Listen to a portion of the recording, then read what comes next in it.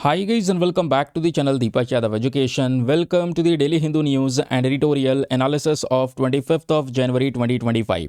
तो गाइज आज है तारीख 25 जनवरी 2025। देखेंगे आज के द हिंदू कंप्लीट न्यूज़पेपर को, लेकिन केवल द हिंदू ही नहीं, इस पे तो हमारा फोकस रहने वाला है, साथ ही साथ में इंडियन एक्सप्रेस और भी यहाँ पे इंपॉर्टेंट सोर्सेज पे फोकस होगा। तो बेसिकली ये है हमारा आज का डेली न्यूज़पेपर एनालिसिस, जहाँ पे आज के जितने भी इंपॉर्टेंट आर्टिकल्स होंगे, जितने भी इंपॉर्टेंट करंट अफेयर्स होंगे, वो सब करंट अफेयर्स एक ही जगह पे आपको मिलने वाले हैं। इस वीडियो का सबसे इंपॉर्टेंट हिस्सा है वो है बिल्कुल अंतिम हिस्सा। होगा क्या लास्ट में दोस्तों, यहाँ पे आपका क्वेश्चन टेस्ट होगा। पूरे लेक्चर को अच्छे से सुन लीजिएगा।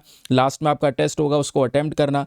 जो भी आपका स्कोर आएगा उसको नीचे कमेंट सेक्शन में लिखना। इससे होगा क्या कि आप साथ ही साथ में चीज़ों को याद रख पाएंगे, क्योंकि यहाँ पे केवल पढ़ना ही नहीं है। लेक्चर को पढ़ोगे, लास्ट में टेस्ट दोगे, स्कोर आप लिखोगे, तो इससे कॉन्फिडेंस बूस्ट होगा। संडे को रिवीजन भी करेंगे तो वो चीज़ें याद रखने वाली हो जाएंगी। केवल करंट अफेयर पढ़ना नहीं, आपको याद भी करवाना यहाँ पे इस वीडियो का एक मेन पर्पज़ है। तो चलिए फिलहाल आगे बढ़ते हैं, और हमेशा की तरह हम लोग अपने लेक्चर को एक मैप के क्वेश्चन के साथ स्टार्ट करेंगे। तो आज आप सभी को मैप में जाकर देखना है मॉरिशस को कहाँ पर है एग्जैक्टली लोकेटेड, इसको अच्छे से मैप में देखना। देन उसके बाद आकर नीचे कमेंट सेक्शन में टाइप करना, जिससे कि आप लोग इसको लंबे समय तक याद रख पाओगे। तो चलिए शुभारंभ करते हैं और चलते हैं सबसे पहले थंबनेल वाले इंपॉर्टेंट आर्टिकल की तरफ। इस आर्टिकल को मैं डिस्कस करूं उससे पहले बता देता हूं, काफ़ी सारे लोग कमेंट्स कर रहे हैं सर वीडियो थोड़ा सा डिले हो रहा है। हाँ यार, मेरी हेल्थ ना पिछले 3 दिनों से ज़्यादा अच्छी नहीं है।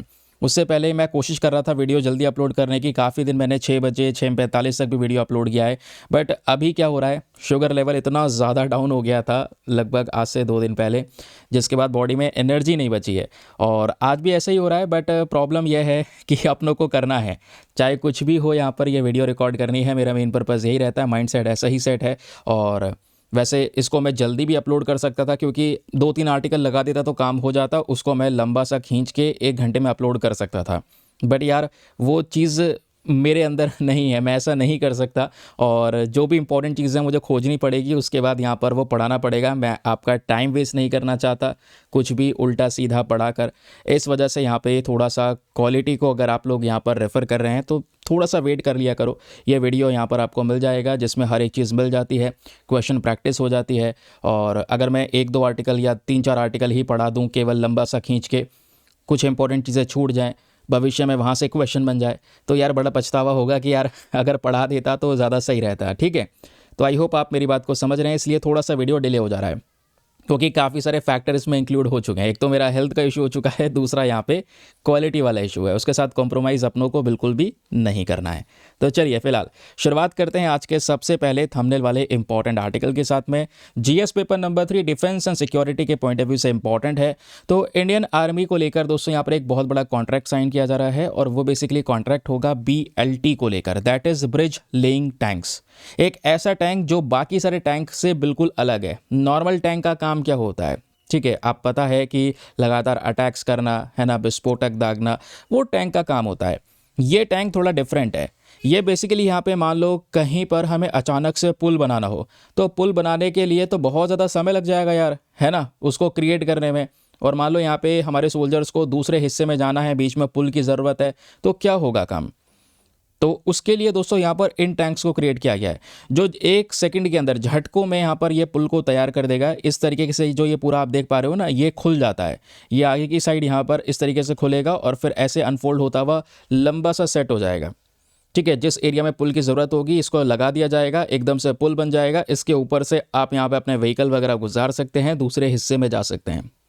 तो बेसिकली यहाँ पर हमारे डिफेंस के पर्सपेक्टिव से ये बहुत ही ज़्यादा ज़रूरी टैंकर्स हैं, याद रखिएगा। इसलिए हमारी जो डिफेंस मिनिस्ट्री है, इन्होंने हाल ही में जो एक फैक्ट्री है जिसका नाम है हैवी व्हीकल फैक्ट्री। अब ध्यान रखने वाली बात यह है कि ये जो फैक्ट्री है ये एक बड़े ग्रुप का हिस्सा है। वो बड़ा ग्रुप है आर्मर्ड व्हीकल निगम। ठीक है, तो इस लिमिटेड के अंदर में आता है ये फैक्ट्री। इसी फैक्ट्री के साथ में कॉन्ट्रैक्ट साइन किया है, और कॉन्ट्रैक्ट कितने टैंकर्स को परचेज करने का साइन किया है, तो वो 47 है। इसका नाम क्या है, तो केवल यहाँ पर ये मत याद रखना कि BLT है ब्रिज लेइंग टैंक, वैसे इसका पूरा नाम है T-72 BLT। तो ऐसे 47 टैंकों को खरीदा जा रहा है। इसके लिए जो खर्चा आएगा लगभग 1561 करोड़ रुपीज़ का खर्चा आने वाला है। ये पैसा यहाँ पर इस फैक्ट्री को दिया जाएगा, ये इसका प्रोडक्शन करेगी। ये हमारे देश की फैक्ट्री है तो देश में ही बनना है, इससे बहुत सारी और भी चीज़ें बदलेंगी, आगे मैं आपको बताऊँगा। तो ऑब्वियस सी बात है डिफेंस इंफ्रास्ट्रक्चर मजबूत होगा। अगर हमें अचानक से ब्रिज बनाना होगा कहीं पे तो सीधा यहाँ पे इस टैंकर को पहुंचाया जा सकता है। इसका जो ये हिस्सा ऊपर फोल्ड हुआ रखा है इसको अनफोल्ड करके हम तुरंत ब्रिज बना सकते हैं। इससे क्या होगा, हमारे आर्मी की कैपेबिलिटीज़ बढ़ेंगी, फ्लेक्सिबिलिटी बढ़ेगी, ऑपरेशंस यहाँ पर आराम से हम दूसरी जगह पे लॉन्च कर सकते हैं। तो ऑब्वियस सी बात है यहाँ पर ये सभी चीज़ें कहीं ना कहीं हमारे इंडियन आर्मी को और ज़्यादा स्ट्रॉन्ग करने वाली हैं। चलिए इसके कुछ इंपॉर्टेंट हाइलाइट्स भी हैं, ज़रा इस पर भी एकदम नज़र मार लेते हैं। सबसे पहली चीज़ इसका इंपॉर्टेंस अगर पूछा जाए तो इंपॉर्टेंस यही है, तुरंत अचानक से ब्रिज की यानी पुल की आवश्यकता होगी तो ऑब्वियस सी बात है इससे तुरंत पुल बनाया जा सकेगा। आर्मी के व्हीकल्स वगैरह दूसरे छोर पे पहुंचाए जा सकेंगे, वो भी बहुत तेज़ी से। उसके बाद इसमें सबसे बड़ा जो हिस्सा है वो है boost to indigenisation production, very very important. क्योंकि यहाँ पे इसको हम कहाँ से परचेज़ कर रहे हैं, अपने देश की फैक्ट्री से ही परचेज़ कर रहे हैं और इसको एक इनिशिएटिव के तहत परचेज़ किया जा रहा है। उस इनिशिएटिव का नाम है Indian indigenously design developed and manufactured initiative. तो ध्यान रखिएगा ये जो पर्टिकुलर इनिशिएटिव होने वाला है इसी के तहत हम क्या कर रहे हैं, ये टैंकर्स को परचेज़ कर रहे हैं और इसमें हम खुद अपने देश में बना रहे हैं। तो स्पेशली जो मेक इन इंडिया या आत्मनिर्भर भारत के कॉन्सेप्ट को हम प्रमोट कर रहे हैं वो भी यहाँ पे कहीं ना कहीं प्रमोट हो रहा है। ठीक है, उसके बाद अभी यही चीज़ हम नहीं तो फिर बाहर से मंगाते तो इंपोर्ट के ऊपर डिपेंडेंसी बढ़ रही होती ना, अब यहाँ पे खुद बना रहे हैं तो वो जो इंपोर्ट के ऊपर निर्भरता थी वो यहाँ पर ख़त्म हो गई है। थर्ड इंपॉर्टेंट चीज़ यहाँ पर इसका क्या है, economic and employment impact, very very important.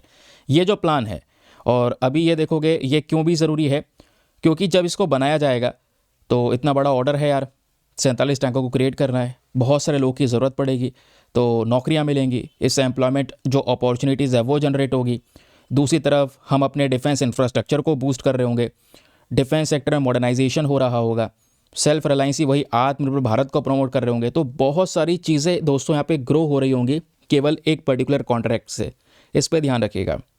ये एक फ़ोटो शामिल है, इस फोटो को आप यहाँ पर देख सकते हैं। जिस टैंकर की हम बात कर रहे हैं इसके ऊपर ये चीज़ फोल्ड करके रख दी जाएगी इस तरीके से। इसको खोल रहा हूँ, मान लो इस एरिया में पुल की ज़रूरत है तो इसको यहाँ पर खोल दिया जाएगा, इस तरीके से ये लंबा सा पुल बन जाएगा। इसके ऊपर से आपको व्हीकल वगैरह गुजारना हो आराम से आप यहाँ पर गुजार सकते हैं, इसके ऊपर से निकल सकते हैं। ठीक है, तो ये है यहाँ पर BLT के बारे में। चलिए अगली इंपॉर्टेंट खबर पर आता है। तो पहली खबर हमारी डिफेंस के पर्सपेक्टिव से हो गई है ख़त्म। दूसरी खबर हमारी यहाँ पे ज्योग्राफी के पॉइंट ऑफ व्यू से इंपॉर्टेंट है, या आप कह सकते हैं प्लेसेस इन न्यूज़ के पॉइंट ऑफ व्यू से। अगर आप लोग UPSC के प्रीवियस ईयर क्वेश्चंस को एनालाइज करते हैं तो मैं आपको मानता हूँ कि आप समझ पाएंगे ये टॉपिक कितना इंपॉर्टेंट है, क्योंकि आपको थीम भी एनालाइज करना चाहिए। इतने साल हो गए पढ़ाते पढ़ाते, सिलेबस को एनालाइज करते करते, तो पता है कौन सा टॉपिक कहाँ से पूछा जा सकता है। अब फॉर एग्जांपल कितनी सारी झील हैं दोस्तों, चाहे वो डल झील हो, चाहे वो यहाँ पर लेक विक्टोरिया हो, ऐसे वेरियस लेक्स हैं जिसको लेकर UPSC ऑलरेडी क्वेश्चन पूछ चुका है। और अभी एग्जाम के पर्सपेक्टिव से एक और नई झील है जो चर्चाओं में, ध्यान रखना, नोट बना के रख लेना, उसका नाम है लेक नाइवाशा। Very important. मैंने आज से कुछ दिनों पहले आप लोगों से बोला था मैप में इसको अच्छे से देख लेना, लेकिन मेरा केवल बोलने का काम नहीं यार, आप लोग उसको इम्प्लीमेंट किया करो। ठीक है, लेकिन होता क्या है बहुत कम लोग यहाँ पर उसका आंसर देते हैं। तो चलिए आज मैं आपको बता ही देता हूँ क्योंकि इंपॉर्टेंट है, मैंने देखा है बहुत कम लोगों ने आंसर दिया है, इस वजह से मुझे पढ़ाना ज़रूरी है ये। तो एक्चुअली में अगर आप लोग पूरे अफ्रीकन कॉन्टिनेंट को देखोगे तो एक इंपॉर्टेंट कंट्री वहाँ पर आता है, वो है कीनिया। कीनिया के अंदर ये लेक प्रेजेंट है, लेक नाइवाशा। पहली चीज़ तो ये नोट डाउन कर लेना। दूसरी चीज़, हम इसको क्यों पढ़ रहे हैं, रीज़न क्या है। रीज़न यहाँ पर यह है, एक न्यूज़ आर्टिकल पब्लिश हुआ है जहाँ पे बोला जा रहा है कि जो वाटर हेसिंथ है, वाटर हेसिंथ दोस्तों यहाँ पर एक प्रकार का प्लांट है जिसको बोलते हैं इन्वेजिव स्पीशी। ये वाटर हेसिंथ बेसिकली साउथ अमेरिका से बिलोंग करने वाली प्लांट की स्पीशी है, लेकिन यही प्लांट की स्पीशी जब दूसरे देशों में आ जाती है और दूसरे देशों में फैलनी चालू हो जाती है और उस देश की स्पीशी को बर्बाद करना शुरू कर देती है तो उसको बोलते हैं इन्वेजिव स्पीशी। यही किस्सा वाटर हेसिंथ के साथ में हो रहा है। इंडिया में भी वाटर हेसिंथ की एक बड़ी प्रॉब्लम है, वही सिमिलर प्रॉब्लम दोस्तों कीनिया के अंदर लेक नाइवाशा में नज़र आ रही है। वाटर हेसिंथ धीरे धीरे करके बढ़ रहा है। ये फोटो आप देख रहे हो, ये बेसिकली झील के ऊपर नाव चल रही है, लेकिन यहाँ पर क्या हुआ है, हरा हरा आप देख पा रहे होगे तो ग्राउंड सा लग रहा है, यही इसी को बोलते हैं वाटर हेसिंथ। ये झील के ऊपर उगता है, इतना ज़्यादा ग्रो हो जाता है पूरे झील को ढक देता है। तो इससे प्रॉब्लम क्या होगी, बहुत बड़ी प्रॉब्लम होगी। अगर झील को ढक देगा तो ऊपर से जो सनलाइट आ रही है वो दोस्तों यहाँ पर इस झील तक नहीं पहुँचेगी, इसके नीचे के मैरीन एनवायरनमेंट तक नहीं पहुँचेगी, जिससे वो नीचे का मैरीन एनवायरनमेंट, उस झील के नीचे का यहाँ पर जितना भी कह सकते हैं एनवायरनमेंट है, एक्वेटिक प्लांट्स हैं, वो सब बर्बाद हो जाएंगे। तो ये वाटर हेसिंथ कहीं ना कहीं प्रॉब्लम क्रिएट करता है, समझ रहे हैं। तो ये बहुत ज़्यादा बढ़ गया है लेक नाइवाशा पे। इस वजह से यहाँ पर लेक नायवाशा चर्चाओं में है। एक लंबा चौड़ा आर्टिकल पब्लिश हुआ था। अब देखो, मैं एग्जाम के पर्सपेक्टिव से आपको कुछ बेसिक सी चीज़ें बता देता हूँ जहाँ से केवल इतना पढ़ के काम हो जाए। ज़्यादा फालतू का पढ़ना भी नहीं है। मैं चीज़ों को आजकल आपको बताऊंगा बहुत ज़्यादा रिफाइन करने लगा हूँ। रिफाइन मतलब काफ़ी सारी जो इंपॉर्टेंट चीज़ें वो पता चल जाए, आपका ज़्यादा टाइम वेस्ट ना हो। लेक नायवाशा जैसे याद रखिएगा, ये साफ पानी का झील है। ये कहाँ पर है? कीनिया के अंदर सदर्न रिफ्ट वैली में। ये याद रखना ज़रूरी है, southern rift valley.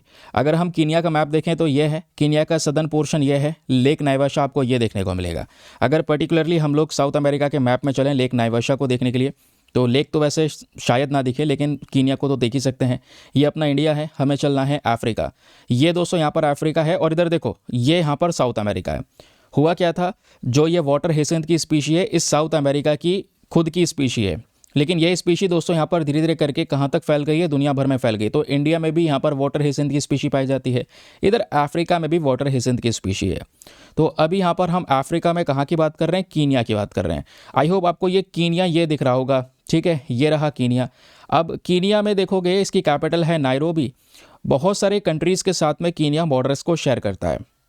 For example Kenya का एक बॉर्डर लगता है ऊपर यहाँ पे सोमालिया के साथ में, दूसरा बॉर्डर लगता है यहाँ पर इथियोपिया के साथ में, देन इधर तीसरा बॉर्डर लगता है साउथ सूडान के साथ में, चौथा बॉर्डर लगता है यहाँ पर युगांडा के साथ में, पांचवा बॉर्डर यहाँ पर कीनिया का नीचे लगता है तांजानिया के साथ में। अब देखिए दोस्तों, मैंने आपको अभी लेक विक्टोरिया के बारे में बताया था। यह है लेक विक्टोरिया, ये दिख रही है।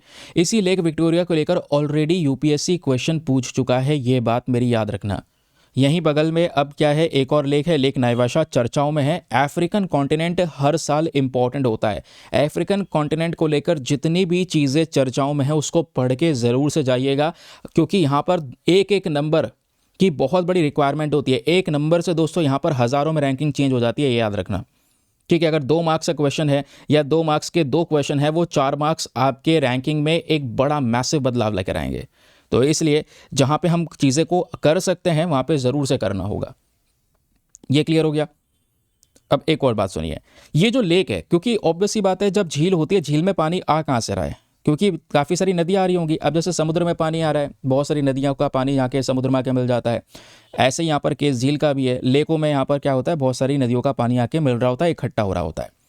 तो इस वाली लेक नायवाशा में कौन सी नदियों का पानी आता है? 2 नदियाँ हैं, ठीक है। एक यहाँ पर है मालेवे रिवर और दूसरी है गिलगिल रिवर, याद रखिएगा। ये पेरेनियल रिवर हैं। अच्छा, मैंने आपको कई बार पेरेनियल रिवर का कॉन्सेप्ट बताया। अच्छा, क्या होती है पेरेनियल रिवर, बता सकते हैं आप नीचे कमेंट सेक्शन में? नहीं पता है तो सर्च करना, लेकिन बताना ज़रूर, ठीक है। थोड़ा दिमाग को वर्क करवाओ। क्लियर हो गया कि 2 नदियां हैं, इससे यहाँ पर भरती है ये झील, और इस झील में बड़ी प्रॉब्लम वाटर हिसेंथ की है। दूसरी तरफ अगर आप देखोगे तो इस झील में बहुत सारी प्लांट्स की स्पीशीज़ पाई जाती हैं। बाकी वाटर हिसेंथ एक बड़ी प्रॉब्लम बनी है, वो मैं आपको बता चुका हूँ। इस झील में कुछ एनिमल्स की स्पीशीज़ भी हैं, लेकिन एनिमल्स की क्या, इसमें जो वाटर बर्ड है वो ज़्यादातर दिखाई पड़ती हैं, जो चिड़ियाँ हैं वो आती हैं, कुछ लार्ज मैमल्स आपको यहाँ पर देखने को मिल जाएंगे, ठीक है। वो सब चीज़ें यहाँ पे प्रेजेंट हैं। बाकी अगर आप देखोगे तो इस झील को रामसर साइट का डेजिग्नेशन दिया हुआ है, ठीक है। ये रामसर साइट भी है। रामसर साइट मतलब एक ऐसी स्थल, इसको डिक्लेयर किया जा चुका है कि ये बहुत ज़्यादा खतरे में है, इसको प्रोटेक्शन की ज़रूरत है, इसलिए रामसर साइट में इसको इंक्लूड कर रखा है। ये आप देख पाएंगे, ये वाटर हिसेंथ है। अब ये वाटर हिसेंथ धीरे धीरे बढ़ते बढ़ते पूरे लेक पे फैल जाता है। फिर उसके बाद में इस लेक के ऊपर यहाँ पे सनलाइट नहीं पहुँचेगी, जिससे ये पूरा एनवायरनमेंट डिस्ट्रॉय होना शुरू होगा। जैसे मैंने आपको बताया, क्वेश्चन आएगा वाटर हिसेंथ को लेकर, तो ये साउथ अमेरिका की नेटिव स्पीशी है, लेकिन ये कीनिया में 1980s में एंटर करती है। उसके बाद वहाँ पे कीनिया के लिए बड़ी प्रॉब्लम ये बन चुका है, क्योंकि ये अगर समुद्र पे फैल जाएगा, झील पे फैल जाएगा, इससे सनलाइट रुक जाएगी, एयर फ्लो रुक जाएगा, नीचे एक्वाटिक लाइफ यानी इस झील के नीचे जो एनिमल्स और प्लांट्स प्रेजेंट हैं वो सब यहाँ पर बर्बाद हो जाएंगे, उनको कोई सपोर्ट मिलेगा नहीं। चलिए नेक्स्ट आर्टिकल पर आते हैं। वेरी इंपॉर्टेंट टॉपिक, ये देखो लेक को लेकर यूपीएससी क्वेश्चन पूछ चुका है, उसी थीम पर है। दूसरा ग्रेट बैरियर रीफ, इसको तो डायरेक्ट क्वेश्चन पूछ चुका है ग्रेट बैरियर रीफ को लेकर, ठीक है। 2 क्वेश्चंस आ चुके हैं, याद रखना। ये आज भी चर्चाओं में है। आज मैं आपको इंटरेस्टिंग तरीके से ग्रेट बैरियर रीफ को पढ़ाऊंगा, तो ये भी चर्चाओं में। तो इस तरीके से न्यूज़ पढ़ो जो आपके प्रीवियस ईयर क्वेश्चंस के थीम पर बेसिस पे हो, ठीक है। लेकिन इस आर्टिकल को डिस्कस करने से पहले एक इंपॉर्टेंट इन्फॉर्मेशन, अगर आप लोग चाहते हो कि यहाँ पर ये जो पीडीएफ आपके सामने दिख रहा है, ये पीडीएफ यहाँ पर आपको मिल पाए, इसके लिए आप यहाँ पे पेड ग्रुप को ज्वाइन कर सकते हैं। एक सिंपल सा यहाँ पर पेड ग्रुप का प्रोविजन आपके पास में है। यहाँ पे आपको डेली बेसिस पे करंट नोट्स के पीडीएफ वगैरह प्रोवाइड करवाए जाते हैं। फॉर एग्जाम्पल, जैसे यहाँ पर आपको ये पीडीएफ नजर आ रहा है, इसमें हमने पहला आर्टिकल डिस्कस किया, अभी जो टैंक वाला आर्टिकल है वो डिस्कस किया था। ग्रेट बैरियर रीफ कवर करेंगे, फिर अभी मिजिस चर्चाओं में है तो यहाँ पर इसको डिस्कस करेंगे। वेरी इंपॉर्टेंट टॉपिक, यहाँ से भी क्वेश्चन बन चुका है, ठीक है। कलरी पयोदू से भी क्वेश्चन बन चुका है। ये टॉपिक वो है करंट अफेयर के जहां से क्वेश्चंस बन चुके हैं। बहुत सारी चीज़ों को, जैसे मैंने बोला, रिफाइन कर रखा है। ये सब इंपॉर्टेंट टॉपिक है, आज ये सब डिस्कशन यहाँ पे होने वाला है। फिर लास्ट में दोस्तों प्रैक्टिस क्वेश्चन लगाए गए आप, ताकि चीज़ों को याद रख सको, क्वेश्चन की प्रैक्टिस कर सको। क्वेश्चन का आंसर नहीं पता है तो आंसर भी है, ताकि आप इस चीज़ को रिवाइज भी कर सको बाद में, ठीक है। ये पीडीएफ दोस्तों आपको हिंदी और इंग्लिश दोनों भाषाओं में प्रोवाइड करवाए जाते हैं इस ग्रुप के अंदर में। ग्रुप को ज्वाइन करने का फी पेमेंट बहुत ही ज़्यादा मिनिमम है, just 499 for the life time access. जब तक आपका सिलेक्शन ना हो जाए तब तक आप 499 में ग्रुप को ज्वाइन करके रख सकते हैं। ज्वाइन करने के लिए करना क्या है, व्हाट्सएप पर जाना, यहाँ पर आपको एक नंबर दिया गया है 8534873368। इस नंबर पर मैसेज कर देना कि हाँ I want to join this group. वहाँ पे आपको रिप्लाई मिलेगा, पेमेंट का प्रोसेस दिया जाएगा, और उससे ज़्यादा इंपॉर्टेंट दोस्तों आपको डेमो वीडियो का लिंक भी मिलेगा। आप पूरे डेमो वीडियो को देख सकते हैं, चेक कर सकते हैं मुझको कहाँ पर क्या फ़ायदा होगा। कंप्लीटली सेटिस्फाई करने के बाद में अपने आप को आप ये इन्वेस्टमेंट कर सकते हैं, ठीक है। वापस आता है ट्रैक के ऊपर। तो हमारा 2 आर्टिकल ख़त्म हो चुके हैं, तीसरे आर्टिकल पर आ जाते हैं दोस्तों। ये है अपना ग्रेट बैरियर रीफ। ये चर्चाओं में क्यों है? क्योंकि ग्रेट बैरियर रीफ में बड़ी प्रॉब्लम हो रही है, बड़ी हलचल सी नज़र आ रही है। रीज़न क्या है? पिछले कुछ समय पर क्लाइमेट चेंज की एक बड़ी समस्या है। क्लाइमेट चेंज यानी टेम्परेचर का बढ़ना। इस टेम्परेचर के बढ़ने की वजह से या दूसरे और ह्यूमन फैक्टर की वजह से ये ग्रेट बैरियर रीफ जो है ये तबाह हो रही है धीरे धीरे करके। तो इस ग्रेट बैरियर रीफ को प्रोटेक्शन देने की ज़रूरत है। मैं आपको बताऊं, दुनिया का आपसे पूछा जाए सबसे बड़ा जो रीफ है, कोरल रीफ है, वो कहाँ पर है? वो यही ग्रेट बैरियर रीफ है, और यह है ऑस्ट्रेलिया में। यह है ऑस्ट्रेलिया, यह ऑस्ट्रेलिया का एक पर्टिकुलर रीजन क्वींसलैंड। यहाँ पे आप देख पाएंगे दोस्तों, यह है पूरा ग्रेट बैरियर रीफ। इस पूरे रीजन में, इस समुद्र के हिस्से में बहुत सारी कोरल रीफ पाई जाती है। कोरल रीफ आप समझ रहे हैं, इस तरीके से रंग बिरंगी या कोरल्स देखने को मिलती हैं, ये पोलिप्स देखने को मिलती हैं। कोरल्स क्या है? ये बेसिकली यहाँ पर एक कह सकते हैं जीव है, ठीक है। एक जीव है, लिविंग ऑर्गेनिज्म है, ये मतलब जिंदा है, जीवन है इसके अंदर में, ये जीवित है, इसलिए जीव बोल रहे हैं, ठीक। ये समुद्र के अंदर प्रेजेंट है, रंग बिरंगे से होते हैं। रंग बिरंगे से क्यों होते हैं? क्योंकि यहाँ पर ये एल्गाई पे डिपेंडेंट होता है। आपको पता है ना, जो कोरल है ये रंग बिरंगे से क्यों होता है? क्योंकि इनके ऊपर में एक एल्गाई प्रेजेंट होती है, जिसको बोलते हैं जूज़ैंथेलाई, है ना। ये एल्गाई, जिसको हम हिंदी में शैवाल बोल सकते हैं, ये काई होती है, ज़्यादातर ग्रीन कलर की होती है, दूसरे डिफरेंट कलर में भी आती है। तो इन दोनों का बीच में एक कनेक्शन होता है। ये जो कोरल है ये इस जूज़ैंथेलाई के बिना नहीं रह सकता। ये जूज़ैंथेलाई को भी एक बहुत बड़ा फ़ायदा होता है। फ़ायदा ये होता है कि इनको रहने की जगह मिल जाती है कोरल के ऊपर, तो एक दूसरे के साथ रहते हैं। तो ये बेसिकली एक रिलेशनशिप कहलाता है। इस रिलेशनशिप को हम क्या बोलते हैं? सिम्बायोटिक रिलेशनशिप बोलते हैं। इस बात को याद रखिएगा, चाहो तो नोट डाउन कर लीजिएगा। ये जो सिम्बायोटिक रिलेशनशिप है ये इन दोनों को साथ में जीवित रखता है। इन दोनों को अलग कर दिया जाए तो दोस्तों यहाँ पे कोरल मर जाती है, या कोरल का जो ये कलर है ऊपर से रंग बिरंगी, ये ख़त्म हो जाता है, जिसको हम यहाँ पर बोलते हैं कोरल ब्लीचिंग। क्या बोलते हैं? ब्लीचिंग। ब्लीचिंग मतलब ये बिल्कुल सफ़ेद सा पड़ जाता है, इसमें एनर्जी वगैरह बिल्कुल नहीं मिल पाती, क्योंकि इस कोरल को एनर्जी देने के लिए जूज़ैंथेलाई काम करता है।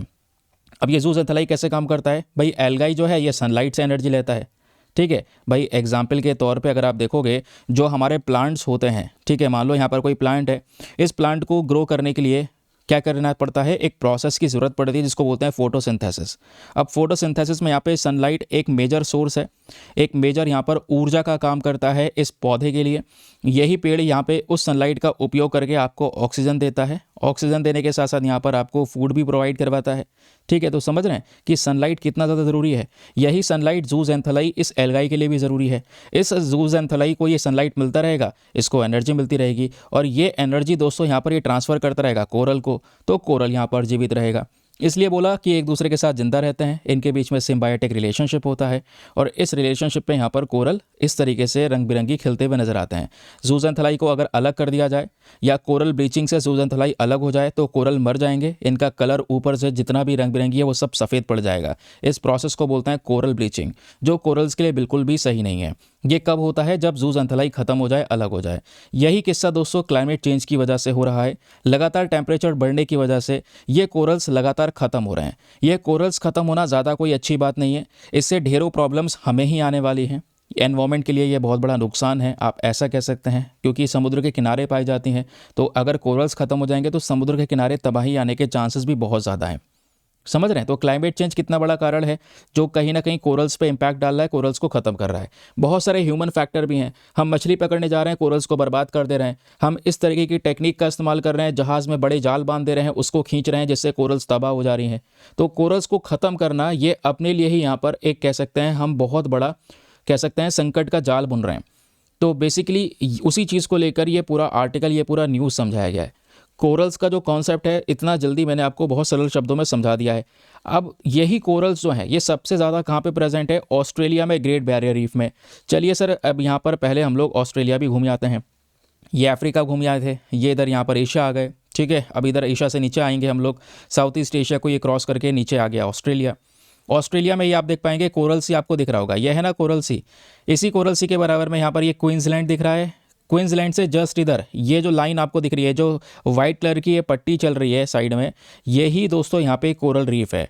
ये दुनिया का सबसे बड़ा कोरल रीफ है। यहाँ पे कोरल्स ही कोरल प्रेजेंट है। लोग घूमने के लिए जाते हैं, यहाँ पे टूरिज्म बहुत ज़्यादा बढ़ता है।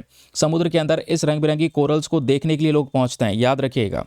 ठीक है, तो पहली चीज़ आपकी यहाँ पर यह तैयार हो गई है। चलिए अब देखिए, वही चीज़ समझाई गई है कि भाई ये कॉम्प्लेक्स पूरा प्रोसीजर है कोरल रीफ का। एक बड़ा रीजन है जहाँ पे बहुत सारी कोरल रीफ प्रेजेंट हैं। दुनिया की 10% कोरल रीफ यहीं पे प्रेजेंट है। ये रीफ इतनी ज़्यादा बड़ी है कि इसको अंतरिक्ष से देखा जा सकता है। आप इमेजिन करो, इतनी ज़्यादा बड़ी है कि अंतरिक्ष से भी यहाँ पर इसको देखा जा सकता है। इसमें 3000 अलग अलग इंडिविजुअल रीफ हैं, इससे बन के कोरल रीफ्स बना हुआ है। कोरल रीफ्स में भी देखो, एक होता है कोरल। अब कोरल क्या होती है? वो रंग बिरंगी जीव, जिसको अभी हमने डिस्कस किया, जो जूज़ैंथेलाई की बना नहीं रह सकता। यहाँ पे जो वर्ड रीफ है ये बेसिकली यहाँ पर लैंड स्ट्रक्चर या लैंड फॉर्म के बेसिस पे है। ये देखो यहाँ पर ये रीफ का इवोल्यूशन कैसे होता है या कोरल रीफ्स कैसे बनती हैं, ज़रा इसको सुनिएगा। यहाँ पर क्या है? एक है फ्रिंजिंग रीफ, दूसरा है बैरियर रीफ और तीसरा यहाँ पर है एटोल। ये कैसे क्रिएट होता है मैं आपको बताता हूँ बहुत सिंपल शब्दों में। जैसे मान लो ये हमारा आइलैंड है या हमारी जगह है। अब आइलैंड में ये समुद्र के किनारे जो ये जगह है, ये तट वाला हिस्सा हो गया। इसी समुद्र के किनारे यहाँ पर ये रीफ प्रेजेंट होती है। ठीक है, अब देखो दोस्तों, यहाँ पर ये जो हमारा आइलैंड बन चुका है, इसके किनारे वाइट वाइट जो आपको दिख रहा है, यही रीफ है। ये वाइट वाइट क्या है? देखो, वाइट वाइट एक्चुअली में ये होता है कि जो कोरल्स हैं ना, इन कोरल को पहले एक जगह चाहिए होती है, एक लैंड चाहिए होती है। उस जगह पे यहाँ पर ये कोरल्स थम गए। अब ये कोरल क्या करता है? कैल्शियम कार्बोनेट को यहाँ पर ये जमा करता है। कैल्शियम कार्बोनेट को इकट्ठा करता रहता है। अब यहाँ पर ऊपर आ जाता है ये। जब ये ऊपर आ जाएगा तो यहाँ पे क्या होगा? जूज़ैंथेलाई एल्गाई प्रेजेंट होगी, जो बेसिकली यहाँ पर सनलाइट का इस्तेमाल करके क्या करेगी? एनर्जी को पास करेगी कोरल्स तक। ठीक है, तो याद रखिएगा, कोरल्स जो पॉलिप्स हैं वो कैल्शियम कार्बोनेट को इकट्ठा करती हैं। ये कैल्शियम कार्बोनेट जमा हो गया दोनों साइड पे, देख रहे हो? ये कैल्शियम कार्बोनेट जमा हो गया, नहीं हो गया? ये जमा हो गया, ऊपर कोरल प्रेजेंट है। अब सन की लाइट से यहाँ पर ये कोरल्स पूरी तरह से बढ़ जाते हैं। इसको बोलते हैं रीफ। तो कोरल रीफ में जो तट के किनारे होता है ये होता है फ्रिंजिंग रीफ। दूसरी प्रकार होता है बैरियर रीफ। बैरियर रीफ में क्या होता है? यहाँ पे आप देखोगे, यहाँ पे तट के पास में कैल्शियम कार्बोनेट जमा हो गया है, लेकिन बैरियर रीफ में जो कैल्शियम कार्बोनेट है ये तट से दूर तक जमा होता है, दूरी तक जमा होता है। इस तरीके से यहाँ पर ये गोला सा बन चुका है। आप देख पाएंगे जो गोला सा बन चुका है, इस समुद्र से हिस्सा अलग हो चुका है, बीच वाला हिस्सा लैगून कहलाता है। ठीक है, ये हमारा लैंड पोर्शन है, ये कैल्शियम कार्बोनेट जमा हो गया। तीसरा होता है यहाँ पर सीधा एटोल। एटोल में क्या होता है? यहाँ पर आप देखोगे कैल्शियम कार्बोनेट जमा हुआ है और इतना ज़्यादा, बहुत ज़्यादा ऊपर उठ जाता है। कैल्शियम कार्बोनेट जमा होते होते इकट्ठा हो गया, ठीक है, इस तरीके से, और बीच में यहाँ पर ये लगून बन जाता है। यहाँ पे कोरल प्रेजेंट है। ये सब यहाँ पर कोरल रीफ वाला कॉन्सेप्ट हो गया। आई होप ये आपको याद रहेगा। यहीं पे कोरल प्रेजेंट है, जूज़ैंथेलाई प्रेजेंट है, जिससे ये ग्रोथ हो रही है। पता है इसका फ़ायदा क्या होगा? जैसे आज हम बात कर रहे हैं कोरल रीफ खत्म हो रहे हैं, खत्म होने का बहुत बड़ा नुकसान होगा कि मान लो अगर ये समुद्र का हिस्सा पूरा इतना फैला हुआ है, समुद्र में सुनामी बनी, आके टकराएगी, सब बर्बाद कर देगी इस एरिया में, कोस्टल एरियाज़ के अंदर में। मान लो यहाँ पे बहुत बड़ा ह्यूमन सेटलमेंट है, वो सब तबाह हो जाएगा। तो कोरल रीफ यहाँ पर इस झोंके को थोड़ा सा कमज़ोर कर देती है, जिससे नुकसान यहाँ पे कम हो, क्योंकि ये दीवार सी बन गई है, आपको दिख रही है। और यहाँ पे सबसिस्टेंस जो ये बेसिकली बैरियर रीफ होता है, यहाँ पे तो बहुत मोटी दीवार बन जाती है। जो यहाँ पर अंदर से तबाही होगी वो इस दीवार से टकराएगी, तो यहाँ पे डिस्ट्रक्शन कम मचेगा। समझ रहे हैं? इसलिए भी यहाँ पर कोरल रीफ्स की जो ज़रूरत है वो हमको बहुत ही ज़्यादा होती है। इस एरिया में ये प्रेजेंट होते हैं। बाकी ग्रेट बैरियर रीफ ऑस्ट्रेलिया में प्रेजेंट है, आपको बता चुका हूँ। इंडिया में भी कोरल्स प्रेजेंट हैं। इंडिया में बेसिकली गुजरात के अंदर gulf of Kutch, gulf of Mannar, Andaman Nicobar, Lakshadweep islands यहाँ पे प्रेजेंट है। इसका इंपॉर्टेंस मैं आपको बता चुका हूँ, कोस्ट लाइन को बचाना। और कोरल ब्लीचिंग क्या होती है ये भी बता चुका हूँ कि जब जूजंथलाई एल्गाई को अलग कर दिया जाए तो कोरल सफ़ेद पड़ जाती है, वो ख़त्म हो जाती है, इसको बोलते हैं कोरल ब्लीचिंग। ठीक, याद रखेंगे इसको। तो ये हो गया क्लैरिटी। बाकी जो हम यहाँ पर ग्रेट बैरियर रीफ की बात कर रहे हैं जो ऑस्ट्रेलिया में प्रेजेंट है, यूनेस्को ने यहाँ पर इसको वर्ल्ड हेरिटेज साइट भी डिक्लेयर किया था 1981 में, तो इसको यहाँ पर इस तरीके से भी प्रोटेक्शन दे रखी है। चलिए आगे आते हैं अगले इंपॉर्टेंट न्यूज़ आर्टिकल की तरफ। अगला आर्टिकल भी हमारा जीएस पेपर नंबर 3 एनवायरमेंट के पर्सपेक्टिव से इंपॉर्टेंट है। काफ़ी सारी स्पीशीज़ को लेकर क्वेश्चन बनता है, जैसे मच्छर होते हैं ना, मॉस्क्यूटो, उसी तरीके से यहाँ पर एक और यहाँ पे इंसेक्ट है, वो है मिजिस। अब ये मिजिस क्या होते हैं ज़रा सुनिएगा। जूलॉजिकल सर्वे ऑफ इंडिया के थ्रू जो यहाँ पर रिसर्चर्स है, जो शोधकर्ताएं हैं, इन्होंने लगभग 23 प्रजाति ऐसी आइडेंटिफाई की है जो मिजिस की आइडेंटिफाई है। 23 ऐसी स्पीशी हैं जो मिजिस हैं, लेकिन ये मिजिस ये भी यहाँ पर क्या करती हैं, ब्लड को सक करती हैं, खून चूसती हैं, लेकिन इंसानों का कम, जानवर का ज़्यादा चूसती हैं। जानवर बेसिकली यहाँ पर जैसे हम लाइव स्टॉक की बात कर रहे हैं, जो गाय भैंस है, ठीक है, इनका ब्लड को ज़्यादा सक करता है यहाँ पर ये मिजिस, याद रखिएगा। ठीक है, अब क्या है, इसकी 23 प्रजातियां आइडेंटिफाई की जा चुकी हैं, जिसमें से 13 प्रजातियां फर्स्ट टाइम इंडिया के अंदर अंडमान निकोबार आइलैंड में रिकॉर्ड की गई हैं। तो एग्जाम के लिए भाई ये इंपॉर्टेंट बन जाता है बहुत ज़्यादा।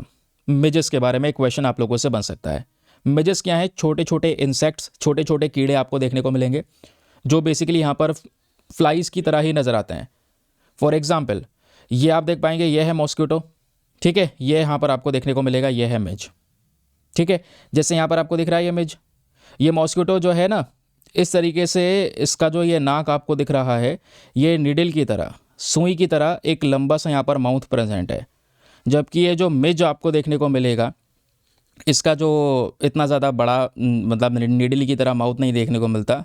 इसके जो पर होते हैं वो शरीर से थोड़े छोटे होते हैं, जबकि मॉस्किटो के जो यहाँ पर विंग्स हैं वो यहाँ पर शरीर से ज़्यादा बड़े होते हैं, जैसे आपको यहाँ पर दिखाई पड़ रहा है। ठीक है, ये छोटे छोटे इंसेक्ट्स आपको देखने को मिलेंगे, याद रखिएगा, जो बेसिकली मॉस्किटो की तरह नज़र आते हैं, बट दोनों में फ़र्क है, दोनों में फीडिंग का फ़र्क है। मॉस्किटो यहाँ पर इंसान को भी काटते हैं और इंसान को काटने के साथ साथ तरह तरह की बीमारियों को फैलाते हैं इंसानों में। ठीक है, बड़ी बड़ी बीमारियों को कैरी कर सकता है मॉस्किटो, जबकि जो मिज होता है ये ज़्यादा बड़ी बीमारियों को कैरी नहीं करता। यहाँ पे हेल्थ रिस्क ज़्यादा नहीं होता है इंसानों को, लेकिन जानवरों में यहाँ पर यह रिस्की हो सकता है। अभी आपको समझाऊंगा।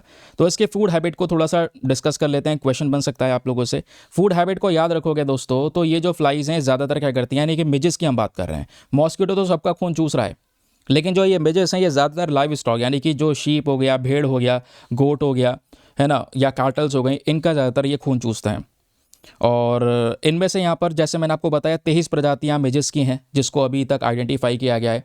इनमें से 5 प्रजातियाँ ऐसी हैं जो एक बीमारी है जिसको बोलते हैं ब्लू टंग डिजीज़ वायरस, इस बीमारी को गाय भैंसों में फैलाती हैं, और इस बीमारी की वजह से यहाँ पर कह सकते हैं गाय भैंसों की जान भी जा सकती है, क्योंकि ये डिजीज़ फेटल मानी जाती है टूवर्ड्स दी लाइव स्टॉक। जो ब्लू टंग डिजीज़ होती है, इसमें गाय भैंसों की जो जीभ होती है दोस्तों वो पूरी तरह से चेंज हो जाती है, बुखार बहुत आता है, चेहरे पे सूजन हो जाती है, जो लार है वो बहुत ज़्यादा गिरने लगती है, इससे यहाँ पर डेथ होने की चांसेस बहुत ज़्यादा बढ़ जाते हैं। एक काफ़ी बड़ा खतरा है स्पेशली लाइव स्टॉक फार्मिंग के लिए। ऑब्वियसली बात है, गाय भैंसों को नुकसान पहुँचेगा तो इससे डेयरी सेक्टर अफेक्ट होगा, एग्रीकल्चर इकॉनमी पे असर पड़ेगा। तो ये इसके सिम्टम्स हो सकते हैं, मतलब ब्लू टंग डिजीज़ के सिम्टम्स हो सकते हैं। उससे दिक्कत क्या होगी ये आपको पता चल गया है। अब कुछ यहाँ पर स्टडीज़ और ही मेंशन करती हैं, ज़रा याद रखिएगा। अब स्टडीज़ यहाँ पर क्या मेंशन करती हैं कि एक स्टडी की गई 2022 में और एक स्टडी हुई 2023 में, जिसमें यह पता चला कि जो 23 प्रजातियां हैं मिजिस की सी, इसमें से यहाँ पर जो 17 प्रजातियां हैं वो यहाँ पर जानी जाती हैं कि वो इंसान को भी बाइट कर सकती हैं, इंसान को भी काटती हैं। लेकिन इंसान को जब ये काटती हैं, क्योंकि अभी तक ये नहीं पता था कि इंसानों को भी काटती हैं, लेकिन जब ये इंसानों को काटती हैं तो अच्छी बात यह है कि कोई बीमारी को ट्रांसमिट नहीं करती। लेकिन मच्छर जो है वो कहीं ना कहीं बीमारी को कैरी कर सकता है और इंसानों में फैला सकता है। ये मिजिस इंसानों में बीमारी नहीं फैलाते। अब देखोगे 13 न्यू स्पीशी आपको नज़र आएगी जो इंडिया में रिकॉर्ड की गई है इन मिजिस की, क्योंकि 23 प्रजातियाँ हैं, 13 यहाँ पर अंडमान निकोबार में इसको रिकॉर्ड किया गया है। तो 13 प्रजातियों में है यहाँ पर सी बार्नेटी, सी गोल्डी, सी फ्लेवी स्कोटेलेरिस, ये अजीब अजीब से नाम है, सी क्वाटी, सी ऑब्सक्यूरस, सी कोरोनलिस, सी पेरोरोनेटिस, कुछ इस तरीके से याद रखिएगा। सब में सी आगे लग रहा है, थोड़ा बहुत इसके आइडिया रखिएगा, क्योंकि मैं आपको बताऊं ऐसे ही कई बार क्वेश्चन बन जाते हैं। मान लो यहाँ पर ये कुछ 3-4 नाम दे दिए गए और पूछा गया है ये किस चीज़ की प्रजातियाँ हैं, नीचे आपको ऑप्शन मिल जाएगा मिजिस, मॉस्किटो, ऐसे यहाँ पर कुछ और इंसेक्ट्स के नाम नहीं दिए जाएंगे, तो याद रखिएगा मिजिस की प्रजातियाँ हैं। ठीक है, क्लियर हो गया। चलिए आगे आते हैं। अब उसके बाद में यहाँ पर जैसे ये मेजेस है ना दोस्तों, ये बेसिकली क्या है, ये क्यूलोकोइड्स होते हैं। ठीक है, अब ये क्यूलोकोइड्स यहाँ पर एक बड़ी वैरायटी या बड़ा ग्रुप आपको देखने को मिलता है। ठीक है, अब होता क्या है कि जो ये क्यूलोकोइड्स हैं, ये बड़ा सा ग्रुप होता है जो केरेटोपोगोनिडे फैमिली से बिलोंग करता है। ये सब याद रखने की आवश्यकता इतनी है नहीं आपको। ठीक है, बस ये याद रख सकते हैं कि हाँ क्यूलोकोइड्स ग्रुप से ये बिलोंग करता है। इसका इंपॉर्टेंस क्या है, जो मिजिस होता है इनका जो परिवार है, इनमें बहुत सारे वायरस, प्रोटोजोआ और भी कई सारे प्रकार की बीमारियां, नेमाटोड्स वगैरह ये सब पाए जाते हैं। लेकिन ये इंसान को ज़्यादा इंपैक्ट नहीं करते, ज़्यादातर ये लाइव स्टॉक या वाइल्ड लाइफ को ही इंपैक्ट करते हैं। क्लियर? चलिए आगे आते हैं अगली इंपॉर्टेंट खबर पर। अगली खबर आपका GS paper number 1 art and culture के पॉइंट ऑफ व्यू से इंपॉर्टेंट है। यहाँ पे न्यूज़ क्या है ज़रा सुनिएगा। केरला के अंदर जो मार्शल आर्ट फॉर्म है जिसको बोलते हैं कलरी पयतु, वेरी इंपॉर्टेंट, बहुत चर्चाओं में रहता है। कलरी पयतु को लेकर एक बड़ा इशू क्रिएट हो गया दोस्तों, जिसको यहाँ पे बात करने ऐड करने की बात हो रही थी। जो अभी नेशनल गेम्स होंगे 38वां एडिशन, इसकी शुरुआत हो रही है 28 जनवरी से उत्तराखंड में। इसमें ऐड करने को लेकर कुछ इशू है कलरी पयतु को लेकर, जिस वजह से केरला का ये मार्शल आर्ट फॉर्म कलरी पयतु चर्चाओं में। ये न्यूज़ याद रखने की ज़रूरत नहीं है, न्यूज़ के जरिए थोड़ा स्टैटिक पोर्शन पढ़ के चलना। नितिन सिंघानिया की किताब पढ़ रहे हो आर्ट एंड कल्चर के लिए, कोई दूसरी किताब पढ़ रहे हो, उसमें जब यहाँ पर आप मार्शल आर्ट वाला चैप्टर पढ़ोगे तो कलरी पयतु प्रेजेंट है वहाँ पर दोस्तों, सिलेबस का हिस्सा है आपका। अब पढ़ना क्या है उसमें से ज़रा ये पढ़िएगा। कलरी पयतु अगर आप देखोगे एक बहुत ही ज़्यादा पुराना मार्शल आर्ट का एक फॉर्म है, पूरे दुनिया में लंबे समय से इसको फॉलो किया जा रहा है। इस पर्टिकुलर कलरी पयतु के अंदर में माइंड और बॉडी का कोऑर्डिनेशन होता है। यहाँ पे जो हमारा शरीर है या जो हमारा यहाँ पे दिमाग है वो आपस में बीच में मिलकर कोऑर्डिनेट करके वर्क करता है। इसके ओरिजिन की अगर हम बात करेंगे तो जो कलरी पयतु है ये बेसिकली यहाँ पर ओरिजिनेट हुआ और स्टार्ट कहाँ पे हुआ, केरला में। और सबसे ज़्यादा केरला में ही यहाँ पर इसको प्रैक्टिस भी किया जाता है, ये बात याद रखिएगा। ये जो टर्म है ना कलरी, इसका मलयालम में मतलब होता है जिम्नेजियम। ठीक है, फिर जो पयतु है ये बेसिकली यहाँ पर होता है सिखाना। तो कलरी पयतु यहाँ पे दो वर्ड से मिलकर बना हुआ है। ये जो मार्शल आर्ट है दोस्तों, ये माना जाता है जो एक बहुत ही ज़्यादा वॉरियर सेज जो संत हैं परशुराम जी, इनको क्रेडिट दिया जाता है कि इन्होंने यहाँ पर कलरी पयतु की शुरुआत की थी। कलरी पयतु यहाँ पर इनके थ्रू एस्टेब्लिश किया गया था।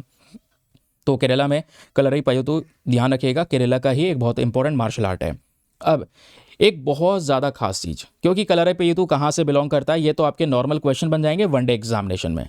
लेकिन अगर आप लोग यूपीएससी या दूसरे एग्जाम से, क्योंकि आजकल क्वेश्चन इतने आसान नहीं आ रहे हैं, करंट अफेयर्स में भी आपसे घुस घुस के पूछा जा रहा है, टिपिकल चीज़ें पूछी जा रही हैं।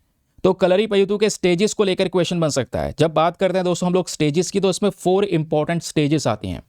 सबसे पहले यहाँ पर स्टेज आती है मई पयतु। इसमें क्या होता है, बॉडी कंडीशनिंग फेज को यहाँ पर ध्यान में रखा जाता है, अपने शरीर को तैयार किया जाता है लड़ने के लिए। ठीक है, फिर उसका अगला फेज होता है कोल्ठरी। यहाँ पे क्या होता है, अटैक करने की ट्रेनिंग दी जाती है, अपने आप को बचाने की ट्रेनिंग दी जाती है। जब ट्रेनिंग हो रही है तो ऑब्वियस सी बात है यहाँ पर जो लकड़ी के वेपन्स है वो यूज़ होते हैं, लकड़ी के स्टिक्स का इस्तेमाल किया जाता है। वैसे इसमें असली जो मार्शल आर्ट होता है शार्प मेटल का यूज़ होता है, लेकिन अभी के लिए क्योंकि ट्रेनिंग हो रही है, एक दूसरे को चोट ना लगे, सिखाने के लिए लकड़ी के वेपन्स इस्तेमाल करते हैं। तो पहला जो हमारा स्टेप है वो है मई पयतु, बॉडी को तैयार करना, कंडीशनिंग को रेडी करना। दूसरा यहाँ पे कोल्ठरी, तीसरा यहाँ पर आता है अंगेठरी। इसमें अब हम यहाँ पे शार्प मेटल ऑब्जेक्ट्स का इस्तेमाल करते हैं, क्योंकि ट्रेनिंग करके एक इंसान का डर खत्म हो चुका है। अब वो यहाँ पर वुडन वेपन का ना इस्तेमाल करके अब वो सीधा मेटल ऑब्जेक्ट्स का इस्तेमाल करता है। फिर बात आती है वेरुमकई। वेरुमकई यहाँ पर कह सकते हैं कि फोकस किया जाता है कि हाथों से लड़ाई करना है ना, अपने बॉडी स्ट्रक्चर को यहाँ पे समझना, सेफ पॉइंट्स को यहाँ पर जानना। तो ये सब चीज़ें होती हैं, ये 4 स्टेजेस होते हैं कलरी पयतु को सीखने के। फिर इस तरीके से आप देख पाएंगे बॉडी मूवमेंट्स कलरी पयतु में चलते हैं। ठीक है, क्लियर हो गया। चलिए अब आगे की बात सुनते हैं।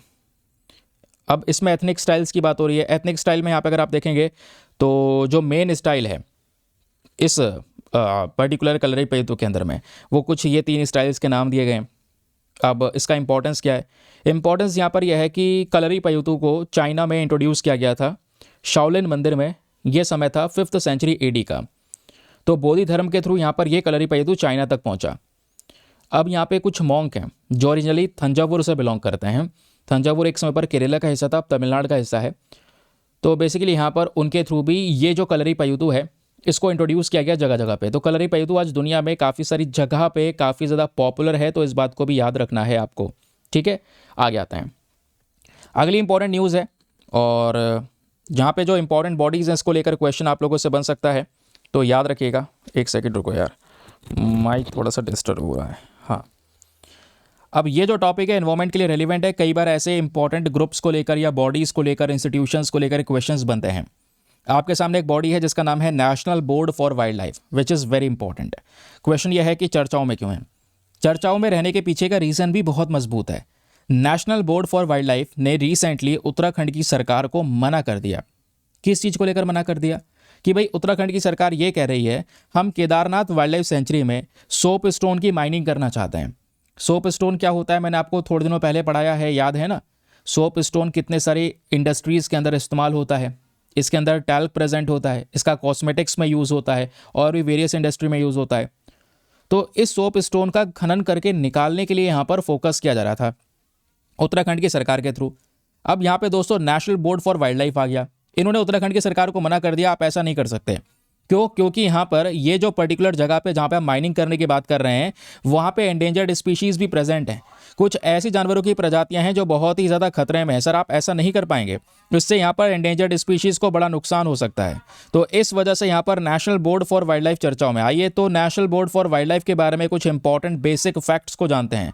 सबसे पहली चीज़, यहाँ पर ये जो बोर्ड है नेशनल लेवल पर है, तो इसको बनाया गया है केंद्र सरकार के थ्रू, यानी सेंट्रल गवर्नमेंट के थ्रू। अब ये बात करता है वाइल्ड लाइफ प्रोटेक्शन की, यहाँ पे हमारे जानवरों को बचाने की, पेड़ पौधों को बचाने की यहाँ पर ये बात करता है।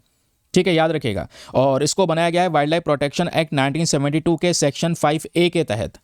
ये जो बोर्ड है इसको यहाँ पर इस तरीके से तैयार किया और आज के समय पर ये टॉप लेवल की एडवाइजरी बॉडी है। इसका मेन काम है सरकार को एडवाइस देना। जहाँ पर भी जानवरों के प्रोटेक्शन की बात आएगी, वाइल्ड लाइफ प्रोटेक्शन की बात आएगी, तो ये बॉडी एडवाइस देने का काम करती है, स्पेशली हमारे प्रोटेक्टेड एरियाज़ के अंदर में। नाउ अब बात आती है यहाँ पर इसके इंपॉर्टेंट फंक्शंस की कि इसका मेन काम क्या है। तो याद रखिएगा, जैसे मैंने बोला, जो सरकार के डिसीजन है उसको गाइड करना कि किस तरीके से हम वाइल्ड लाइफ की सुरक्षा कर सकते हैं। फिर कुछ इंपॉर्टेंट जो प्रोजेक्ट्स हैं उनको लेकर यह अप्रूवल देने का काम करता है। जैसे अभी उत्तराखंड में अप्रूवल चल रहा था प्रोटेक्टेड एरिया में, मना कर दिया कि भाई आप सोप स्टोन की माइनिंग नहीं करेंगे। तो कुछ इंपॉर्टेंट एरियाज जहाँ पे नुकसान पहुँच सकता है बहुत ज़्यादा वाइल्ड लाइफ को, वहाँ पर यह प्रोजेक्ट्स को अप्रूवल देने का काम करता है। अगर प्रोजेक्ट सूटेबल नहीं होगा तो अप्रूवल को ये कैंसिल कर देगा। वाइल्ड लाइफ प्रोटेक्शन एक्ट के अकॉर्डिंग अगर हम बात करेंगे, बिना अप्रूवल के या बिना रिकमेंडेशन के अगर आप देखेंगे तो आप कोई भी काम नहीं कर सकते। कोई भी काम मतलब स्पेशली कोई कंस्ट्रक्शन करना है वो नहीं कर सकते, कहीं पर आपने बाउंड्री चेंज करनी है प्रोटेक्टेड एरियाज़ की वो नहीं कर सकते, डिस्ट्रक्शन करना है वाइल्ड लाइफ हैबिटेट का वो नहीं कर सकते, टाइगर रिजर्व को डीनोटिफाई करना है वो भी नहीं कर सकते। इन सब चीज़ों के लिए अप्रूवल लेने की ज़रूरत है, क्योंकि इसलिए यहाँ पर इस वाइल्ड लाइफ प्रोटेक्शन बोर्ड को बनाया गया है। तो ये जो बॉडी है दोस्तों, इसका एक पूरा स्ट्रक्चर है। ध्यान रखिएगा, एक कमेटी है, इसमें लगभग 47 मेंबर्स आते हैं। 47 मेंबर की इसमें एक कमेटी है और इस पूरे 47 मेंबर की कमेटी को हेड करते हैं हमारे प्रधानमंत्री, क्योंकि ये बॉडी ऑलरेडी सेंट्रल गवर्नमेंट बनाई हुई है, बॉडी नेशनल लेवल की है। तो प्रधानमंत्री यहाँ पे क्या करते हैं, इस बॉडी को हेड करते हैं। और हेड करने के साथ साथ यहाँ पे ministry of environment, forest and climate change, इसके वाइस चेयरपर्सन होते हैं। फिर इस कमेटी में और भी इंपॉर्टेंट पर्सन्स होते हैं, की ऑफिशियल, जिसमें chief of army staff, defence secretary, expenditure secretary, ये सभी लोग हो गए। साथ ही साथ में क्योंकि 47 मेंबर्स हैं, अभी तो केवल कुछ ही सदस्य हुए, तो इसमें सेंट्रल गवर्नमेंट 10 इंपॉर्टेंट मेंबर्स को और अपॉइंट करती है। 10 ऐसे सदस्य जो बेसिकली कंजर्वेशनिस्ट हैं, एनवायरमेंट के पर्सपेक्टिव से यहाँ पर उनको बड़ा नॉलेज है, समझ रहे हैं। फिर उसके साथ साथ इसमें एक एडिशनल डायरेक्टर जनरल होते हैं, डायरेक्टर वाइल्ड लाइफ प्रेजर्वेशन होता है। तो ये 2 इंपॉर्टेंट व्यक्ति होते हैं जो इसके as a member secretary work करते हैं। ये इस बॉडी के यहाँ पर स्ट्रक्चर है, ध्यान रखिएगा। अब इतना सब याद ना रखो तो केवल प्राइम मिनिस्टर जो हेड करते हैं वो याद रखिएगा और वाइस चेयरपर्सन, ठीक है। तो ये एनबीएल के अंदर में 47 मेंबर की कमेटी होती है, पहला पॉइंट याद रखना है ये। इस कमेटी को हेड करने वाले प्रधानमंत्री हैं, इसके vice chairperson ministry of environment है, दैट्स इट, ठीक है। चलिए आगे आते हैं। अब यहाँ पर याद रखना है इसके अंदर एक स्टैंडिंग कमेटी भी होती है, एक इंडिपेंडेंट कमेटी जो इसके अंडर में वर्क करती है। इसमें 10 से ज़्यादा मेंबर्स नहीं होते। इसके चेयरपर्सन डायरेक्टली यहाँ पे हमारे एनवायरमेंट मिनिस्टर होते हैं। इसका मेन काम यही है भाई, ये डिसीजन वगैरह लेना और सेंट्रल गवर्नमेंट को एडवाइस देना कि भाई यहाँ पर हम लोग कोई स्ट्रक्चर लगा सकते हैं या यहाँ पे नहीं लगा सकते, उसको लेकर ये काम करता है। अगली इंपॉर्टेंट खबर पर आते हैं। यहाँ पे दोस्तों एक वेपन सिस्टम के बारे में बात हो रही है, वेरी इंपॉर्टेंट टॉपिक। इसका नाम क्या है? इसका नाम है NASAMS, फुल फॉर्म है national advanced surface to air missile system, यानी सतह से यहाँ पर हवा में, एयर में दागने के लिए जो मिसाइल सिस्टम है इसको यहाँ पे यूज़ किया जाता है। तो हुआ क्या एक्चुअली में, ताइवान नाम का जो देश है इसने हाल ही में ये अनाउंस किया कि भाई इन्होंने ये मिसाइल को परचेज़ कर लिया है और इस मिसाइल को परचेज़ करने के बाद वो नॉर्थ ताइवान में कह सकते हैं तैनात करने वाले हैं, ताकि चाइना से अपने आप को प्रोटेक्ट कर सकें। ठीक है, तो चाइना से अपने आप को बचाने की बात कर रहा है ताइवान, उसके लिए इन्होंने मिसाइल को तैनात कर दिया है। तो इसलिए यहाँ पे national advance surface to air missile system news में है। अब पढ़ना क्या है इसको लेकर ज़रा सुनिएगा। ये medium range air defence system है। एयर डिफेंस सिस्टम मतलब आसमान से कुछ अगर उड़ के आ रहा है उसको हवा में दागने की ताकत रखता है यहाँ पर ये सिस्टम। इसको किसने तैयार किया है? तो अभी तो खैर ताइवान ने परचेज किया है, लेकिन तैयार यहाँ पर दो कंट्रीज़ ने मिलकर किया है। एक यूएसए है, दूसरा नॉर्वे है। यूएसए की कंपनी है रायथियन और नॉर्वे की कंपनी है कोंग्सबर्ग डिफेंस एंड एरोस्पेस। इन्होंने मिलकर तैयार किया है। कुछ इस प्रकार से यहाँ पे नज़र आता है NASAMS। यहाँ पे आप देख पाएंगे पूरा स्ट्रक्चर है। आसमान से उड़ के कुछ आ रहा है तो ये दाग देगा, उसे आसमान में गिरा देगा। समझ रहे हैं? तो ये है इसका मेन पर्पस। इसकी कैपेबिलिटी बहुत ज़्यादा है। अब नॉर्वे ने बनाया तो सबसे पहली बार रॉयल नॉर्वेजियन एयरफोर्स यहाँ पर इसको यूज़ कर चुकी है। ये मिसाइल सिस्टम आज 13 देश इस्तेमाल कर रहे हैं। Very very important point. 13 देशों में इंडिया शामिल है नहीं, इंडिया के पास में मिसाइल सिस्टम नहीं है, बट यहाँ पे बहुत सारी और कंट्रीज़ हैं, याद रखिएगा। इसमें कौन कौन सी कंट्रीज़ हैं? नॉर्वे और यूएस ने तो मिलकर बनाया है। उसके अलावा Spain, Finland, Hungary, Netherland, Australia, Indonesia, Qatar, Oman, Lithuania, ये कुछ कंट्रीज़ है दोस्तों। 13 कंट्रीज़ जिनके पास में प्रेजेंट है। फिर कुछ और देश भी हैं जिनके पास में कोई ज़्यादा डेटा नहीं है। तो अब इसमें ताइवान भी और ऐड हो रहा है, याद रखना है आपको ये बात। ताइवान भी इसमें ऐड हो रहा है। ठीक है, क्लियर हो गया। साउथ एशिया में कुछ ही कंट्रीज़ हैं। फॉर एग्जांपल इंडोनेशिया है जिसके पास में है, ऑस्ट्रेलिया उसके नीचे आ गया, उसके पास में है। अरेबियन पेनिनसुला में कतर और ओमान के पास में है। फिर यहाँ पर यूरोप की साइड में फिनलैंड, हंगरी, नेदरलैंड, लिथुआनिया के पास में है।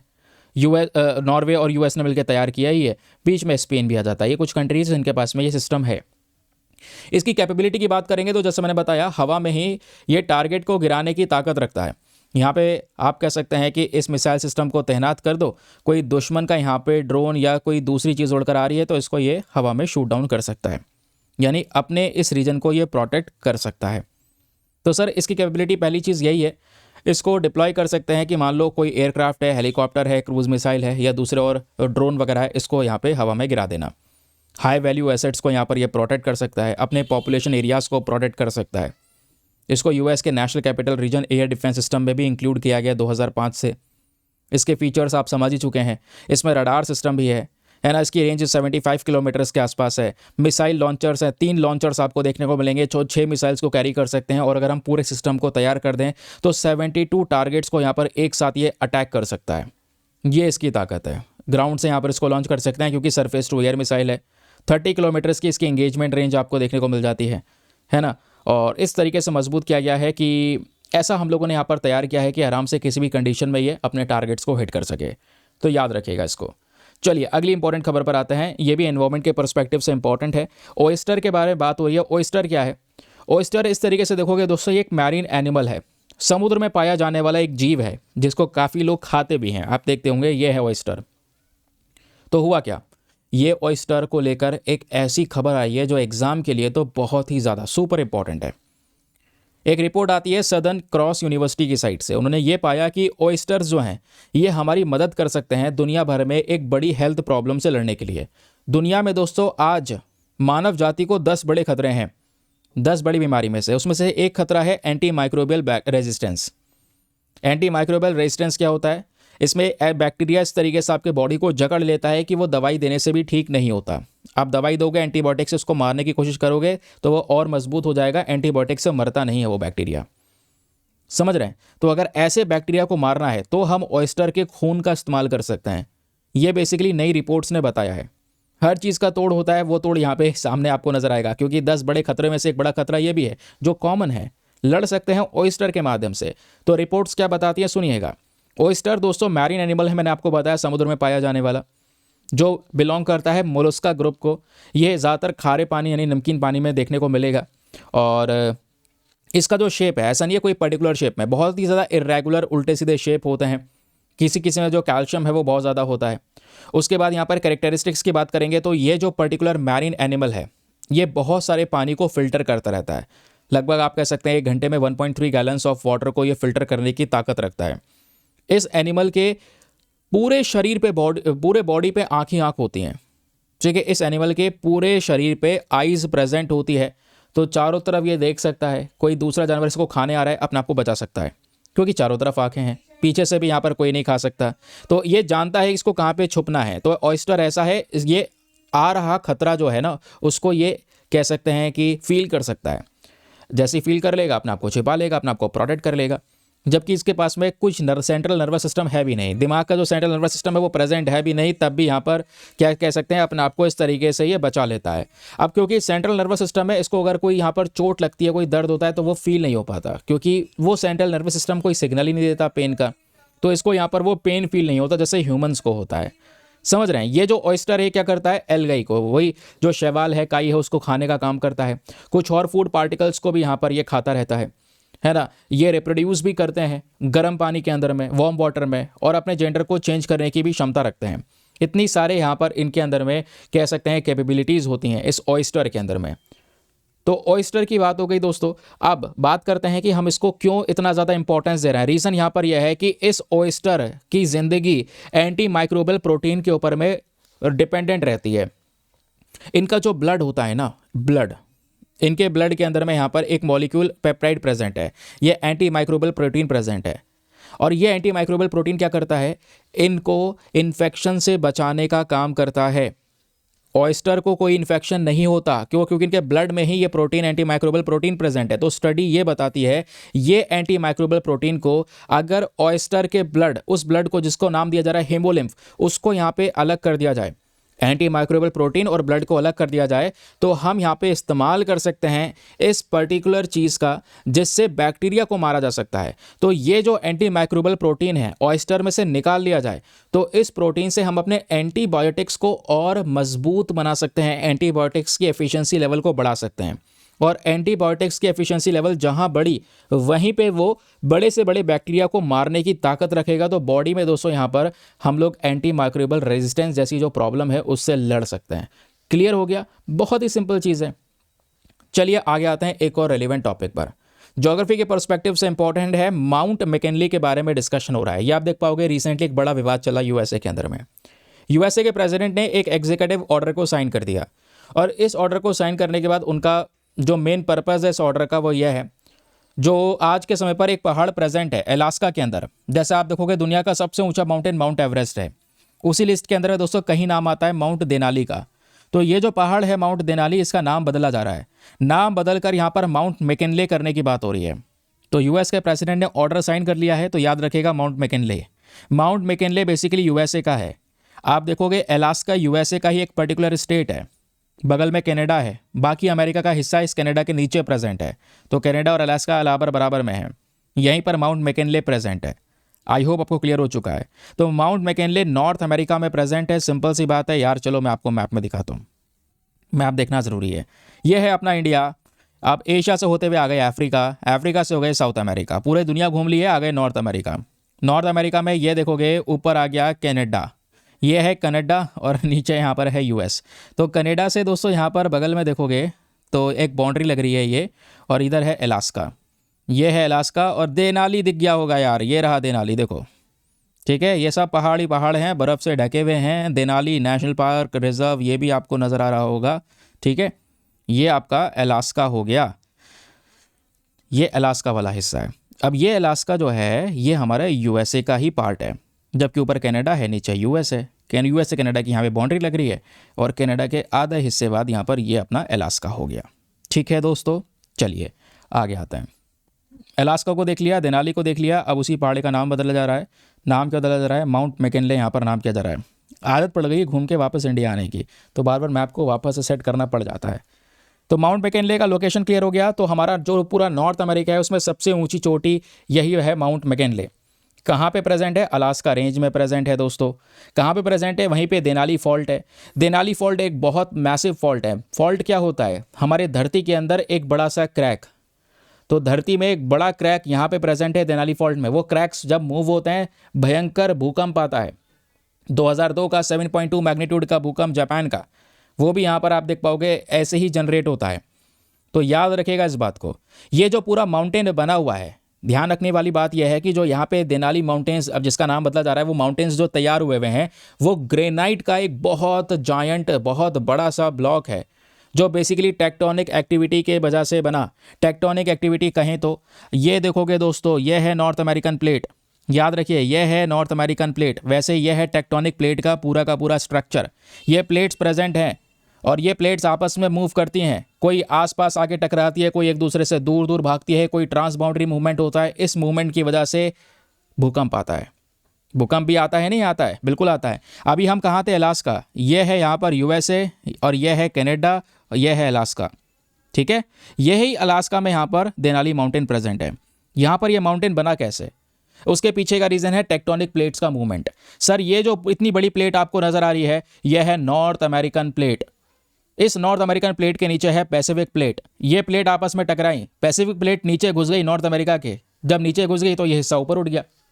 जब ऊपर उठा तो दोस्तों यहाँ पर वो माउंटेन का फॉर्मेशन हुआ, ठीक है। सिंपल सी चीज़ है, क्लियर हो गया। तो पूछा जाए कैसे बना, तो ये सब हुआ दोस्तों आज से 60 मिलियन साल पहले। टेक्टोनिक एक्टिविटी की वजह से एक बड़ा सा यहाँ पर जायंट ब्लॉक जो है ग्रेनाइट का, वो लिफ्ट हो गया, वो ऊपर उठ गया। रीज़न क्या था? ये जो पैसिफिक प्लेट है वो नीचे धंस गई इस नॉर्थ अमेरिकन प्लेट के। जैसे ये नीचे धंसी, ये हिस्सा ऊपर उठ गया। भाई दो प्लेट लो, एक को नीचे डालो, दूसरा ऊपर उठ जाएगा, नहीं उठ जाएगा? तो ये ऊपर उठ गया, यहीं पर माउंटेन का फॉर्मेशन हुआ, ठीक है। और ये पहली सी ऊंचाई पे जगह है। तो अगर आप देखोगे तो लगभग 18,000 फीट की ऊंचाई पे आपको ये देखने को मिल जाएगा। देनाली फॉल्ट से इतनी ऊंचाई पे ये पूरा पहाड़ का फॉर्मेशन हुआ।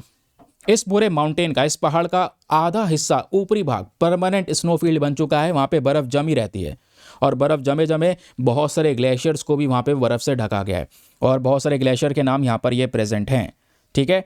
तो यहीं पर आपका देनाली नेशनल पार्क और देनाली नेशनल रिजर्व भी प्रेजेंट है, जो अभी हमने मैप में देख लिया था। देनाली फॉल्ट के बारे में बता ही चुका हूँ। फॉल्ट क्या होता है? धरती में बड़ा सा क्रैक, और वो क्रैक यहाँ पर इस तरीके से कह सकते हैं मूवमेंट जब होते हैं तो इससे भूकंप वगैरह भी आते हैं। क्योंकि एक समय पर इस क्रैक से पहले देनाली फॉल्ट के आसपास का जो हिस्सा है सब एक हुआ करता था। तो कुछ समय पहले क्रैक्स आया, ये हिस्से अलग अलग होने शुरू हो गए हैं, समझ रहे हैं? तो ये हिस्से अलग अलग हो रहे हैं। एक समय पर तो सारा का सारा धरती एक थी, मतलब इस पे जो लैंड वाला हिस्सा है सब एक ही जगह पे था, है ना। पेंजिया का नाम सुना होगा। फिर टूटा दोस्तों, यहाँ पर छोटे छोटे भाग में यहाँ पर टूटते इतने सारे कॉन्टिनेंट्स आज यहाँ पर बन चुके हैं, समझ रहे हैं ना। चलिए आगे आते हैं अगली इंपॉर्टेंट खबर पर। अच्छा, न्यूज़ एनालिसिस करते करते आपने 8-10 आर्टिकल पढ़ लिए इतने छोटे से समय में, और इंपॉर्टेंट कॉन्सेप्ट को धमाकेदार तरीके से कवर भी किया। ये हमने डिस्कस कर लिया है फ्रंट पेज पे कह रहा हूँ, सॉरी, थंबनेल वाले आर्टिकल पे। अब आते हैं आगे और आते हैं प्रीलिम्स प्रैक्टिस क्वेश्चन की तरफ। चलिए दोस्तों, समय है आपके टेस्ट का, आपका जो यहाँ पर मेमोरी पावर है उसको चेक करने का। वाह, मेमोरी पावर में पहला क्वेश्चन का आंसर भी दिख गया आपको। चलिए, आंसर दिख गया है ना? वैसे चलो कोई बात नहीं, हो सकता है ना भी दिखाओ। एक एक करके क्वेश्चन दे रहा हूँ, इसके आंसर लिखते हुए चलिएगा। कमेंट सेक्शन की जो यहाँ पर खिड़की है सभी लोग ओपन कर लीजिए, एक एक करके यहाँ पर आंसर को लिखना शुरू कीजिए। लास्ट में सभी के आंसर बताऊंगा, आप उसको रीमैच करना, चेक करना, देखना कितने सही किए कितने गलत किए। नाउ क्वेश्चन नंबर 1 आपके सामने, which of the following is not a key feature of a lake Naivasha in Kenya. Lake Naivasha Kenya में है सर, ये तो पता है। अब बताओ इन चारों में से वो कौन सा एक ऐसा फीचर है जो लेक नाइवाशा का फीचर नहीं है, not a key feature. Typical question है, आसान क्वेश्चन नहीं मिलेंगे। तो लेक नाइवाशा का फीचर नहीं है इन चारों में से, बताओ कौन सा। पहला, क्या ये लेक नाइवाशा एक फ्रेश वाटर लेक है जो सदर्न रिफ्ट वैली में प्रेजेंट है? दूसरा, इसमें मालेवा और गिलगिल रिवर आके मतलब इसमें इकट्ठी होती है। तीसरा, ये फीचर ये जो थर्ड ऑप्शन है ये बोलता है कि लेक नाइवाशा जो है ये ब्लैक राइनोसोरस का बेसिकली यहाँ पर एक घर है, जो खतरे में ब्लैक राइनोसोरस है उनका घर है। चौथा बोलता है कि ये एक रामसर साइट है, एक वेटलैंड साइट है, इसको रामसर साइट का टैग मिला है। फटाफट बताओ इसका आंसर, फिर हाथों हाथ में आंसर बताता चलता हूँ और आप उसको रीमैच करना, स्कोर बाद में ऑनेस्टी के साथ में लिखना। बताओ 1 2 3 4 5, बताओ जल्दी बताओ। इसका आंसर है दोस्तों ऑप्शन नंबर सी, क्योंकि पहला हमने पढ़ा है भाई, ये जो फ्रेश वाटर लेक है बिल्कुल सदर्न रिफ्ट वैली में प्रेजेंट है, पढ़ लिया है। ये दो नदियाँ इसमें आके मिलती हैं गिरती हैं, वो भी पढ़ लिया। रामसर साइट डेजिग्नेशन है, बिल्कुल पढ़ा हुआ है। ये नहीं पढ़ा था कि ब्लैक राइनोसोरस भी इसमें प्रेजेंट है। ऑप्शन नंबर सी आपका सही उत्तर हो गया। चलो नेक्स्ट प्रश्न दोस्तों यहाँ पर आपकी स्क्रीन पर, ठीक है। अब यहाँ पर है which of the following statement about the great barrier reef. Great barrier reef को लेकर इन चारों में से कौन सा स्टेटमेंट करेक्ट है? पहला, क्या ये सबसे बड़ा कोरल रीफ सिस्टम है पूरे वर्ल्ड में? दूसरा, क्या ये हमारे केवल पृथ्वी से दिखाई देता है, अंतरिक्ष से दिखाई नहीं देता? तीसरा, ये जो रीफ है इसमें 5000 अलग अलग इंडिविजुअल रीफ प्रेजेंट है। चौथा, ये जो रीफ है दोस्तों ये यूएस के अंदर में प्रेजेंट है, यूएस के नदर्न कोस्ट में। तो बताइए चारों में से कौन सा स्टेटमेंट सही है? बताओ जल्दी से। तो कहोगे ऑप्शन नंबर ए। हाँ भाई, ऑप्शन नंबर ए ही सही है, बाकी तो गलत है। क्यों? हाँ बिल्कुल, ये दुनिया का सबसे बड़ा कोरल रीफ सिस्टम प्रेजेंट है। कहाँ पे है? ऑस्ट्रेलिया के अंदर, क्वींसलैंड के जस्ट बगल में, या क्वींसलैंड से ईस्टर्न साइड में कह सकते हैं, वहाँ पे प्रेजेंट है। ठीक है, तो पहला स्टेटमेंट हो गया, पहला सही है। दूसरा गलत है। क्या ये पृथ्वी से दिखता है, स्पेस से नहीं दिखता है? ये तो स्पेसिफिकली बताया था कि अंतरिक्ष से भी दिखाई देता है, तो भैया ये तो गलत है। इसमें 5000 इंडिविजुअल नहीं, 3000 इंडिविजुअल रीफ प्रेजेंट है। यूएसए में नहीं, ऑस्ट्रेलिया में प्रेजेंट है। तो पहला करेक्ट आंसर, ऑप्शन ए सही है। नेक्स्ट प्रश्न दोस्तों यहाँ पर आपके सामने प्रेजेंट है ये। चलिए फटाफट यहाँ पर इसका उत्तर लिख दो। क्वेश्चन क्या है? Which of the following feature is true regarding the mesas? जो ये मिजेस होते हैं, बताओ उसको लेकर कौन सा स्टेटमेंट बिल्कुल सही है?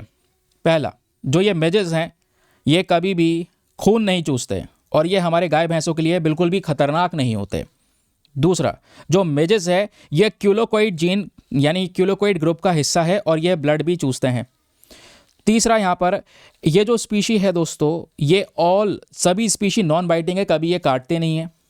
चौथा, जो ब्लू टंग नाम की डिजीज़ है वो इस वाले मच्छर से नहीं फैलती, मच्छर कहना गलत है, इस मिजेस से नहीं फैलती। तो बताइए चारों में से यहाँ पर कौन सा स्टेटमेंट सही है ना? अब इसके लिए आपको टॉपिक पता होना चाहिए, इसलिए ऐसे क्वेश्चन दिए गए हैं ताकि आप चीज़ों को रिकॉल करो तेजी से। बताओ पहला सही है गलत है? बिल्कुल गलत है। क्यों? क्योंकि क्या ये लाइव स्टॉक के लिए हार्मलेस है? नहीं भाई, गाय भैंसों में एक बीमारी फैलाता है ब्लू टंग डिजीज़। तो हमारा डी वाला भी गलत है और ए वाला भी गलत है। तीसरा आप देखोगे तो ये क्यूलोकोइड जीनस का हिस्सा है और ब्लड को भी यहाँ पर ये फीड करता है। जी बिल्कुल ये सही है। चौथा, अगर आप देखोगे ये जो स्पीशी है नॉन बाइटिंग स्पीशी नहीं, बाइट करता है। ठीक है, ये भी बाइट करता है, तभी तो यहाँ पर जो ब्लड है लाइव स्टॉक का तभी तो वो सक कर पाएगा।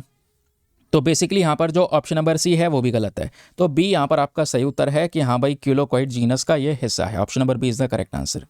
ठीक है, चलिए नेक्स्ट प्रश्न आपके सामने, फटाफट इसका उत्तर लिखो। इंटरेस्टिंग क्वेश्चन है ये वाला। क्वेश्चन क्या है? Which of the following is not one of the 4 stages of the Kalaripayattu training? Kalaripayattu में 4 स्टेजेस होती हैं, पढ़ाई थी नहीं पढ़ाई थी? बिल्कुल पढ़ाई थी।